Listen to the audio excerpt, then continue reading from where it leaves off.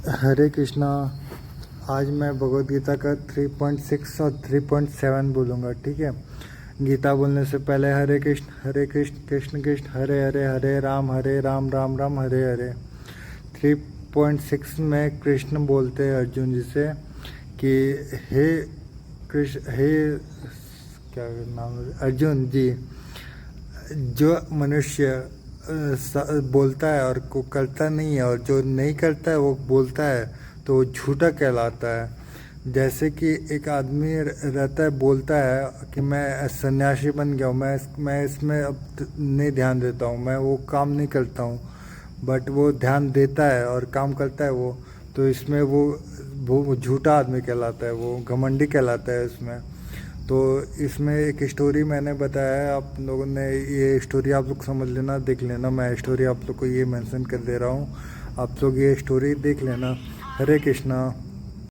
दिखा दिखा दिखावे वाला साधु। एक गांव में एक प्रसिद्ध साधु रहता था। लोग उसे बहुत ही सम्मान देते थे कि वो बहुत ही संयम और त्यागी दिखता था। वह सफ़ेद वस्त्र और मानो और सादा जीवन व्यतीत करता था।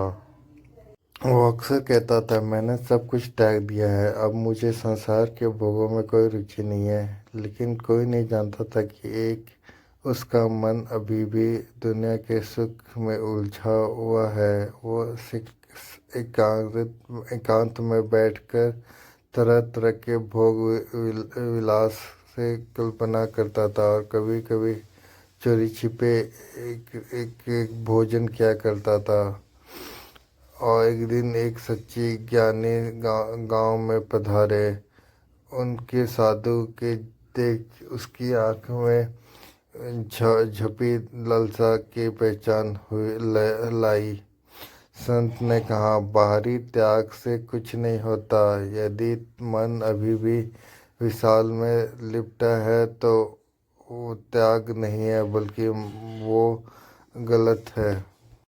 फिर वो सब बात से साधु को गहरा झटका लगा। उसे अपने पाखंड का एहसास हुआ, और वह सच्चे अंतिम चरण में चला गया। ये सीख मिलती है कि केवल बाहर के संयम और त्याग से प्रसन्न करने का प्राप्त नहीं कहलाता। यदि सच्चा योगी वही है जो मन, वाणी और कर्म तीनों के एक सम्मान और विधि से होता है।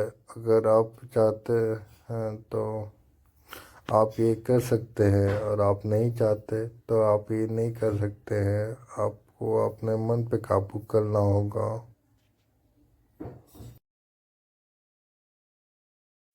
हरे कृष्णा। आपने वो देखा ना स्टोरी, आप लोगों ने समझ गया होगा, आप लोग सब समझ गए होंगे कि कैसे एक आदमी मतलब व्यतीत करता है कि मैं सच्चा हूँ, और बट वो झूठा ही होता है। तो क्या सच वो बोलते हैं ना कि कोयले को हीरा को जौहरी ही पहचान सकता है, वैसे ही वैसे ही वैसे ही ये मतलब एक सन्यासी, अच्छे जो सन्यासी थे वो सही सन्यासी को पहचाने, और वो सही सन्यासी नहीं था तो वो बता दिए कि तुम गलत हो। और मैं 3.7 में ये स्टोरी है कि कैसे एक आदमी है जो सब कुछ देख लेता है, सब कुछ जान लेता है, उसको ब्रह्म ज्ञान का प्राप्ति हो जाता है, तो वो कैसे वो मतलब साधना को करके उसके बाद वो कर्म भूमि में वापस आता है। तो ये स्टोरी है, आप लोग देखिएगा। एक बार की बात है, एक संत था जो बड़ा ही ज्ञानी और तपस्वी माना जाता था। उन्हें वो बहुत वर्ष तक जंगलों में तप किया करता था, लेकिन फिर कुछ टाइम बाद वो गांव फिर लौट वापस आ गया। लोग हैरान थे। एक युवक ने संत से पूछा, गुरुजी, आपने इतना तप किया, फिर क्यों संसारिक कार्य में वापस आ गए लगे? तो संत मुस्कुराए और बोले, मैंने वर्षों तक शारीरिक और इंद्रियों को नियंत्रित के लिए अभ्यास किया है। अभी मैं कर्म में लिप्त हूँ, लेकिन अवस्थित रहता हूँ। यही सच्चा योगी है, कर्म योग। युवक ने फिर पूछा, क्या ये करना तप के श्रेष्ठ है? संत बोले, अगर कोई व्यक्ति इंद्रियों और का विषय में रहकर निकाम्मा भाव के कर्म करता है तो वह तप करने वाले को भी श्रेष्ठ होता है।